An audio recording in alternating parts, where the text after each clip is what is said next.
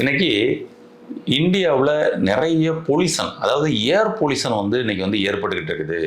இந்த ஏர் பொல்யூஷனை கண்ட்ரோல் பண்ணுறதுக்கு இன்னைக்கு சமீபமாக கூட நம்ம கேள்விப்பட்டிருப்போம். டெல்லியில் ஒரு நாள் விடுமுறையே விட்டாங்க. வாகனங்கள் ஒரு நாள் ஃபுல்லாக வெளியில் போவதற்கு தடை அப்படின்னே விட்டாங்க. அப்போ இந்த வாகனங்கள் அதிகமாக இன்னைக்கு பெருக பெருக இது காற்றில் அதிகப்படியான மாசுகளை உண்டு பண்ணக்கூடிய ஒரு சூழல் ஏற்பட்டிருக்கு அப்படின்றது இன்னைக்கு அனைவரும் அறிந்த ஒரு விஷயமா இருக்கு. காற்றின் மாசு கெட்டு போக அது அங்கே வாழக்கூடிய உயிரினங்கள் எல்லாத்தையும் இன்னைக்கு நோய்களுக்குள்ள உட்படுவதாக இன்னைக்கு சயின்ஸ் சொல்லுது. இதுதான் ரியாலிட்டி.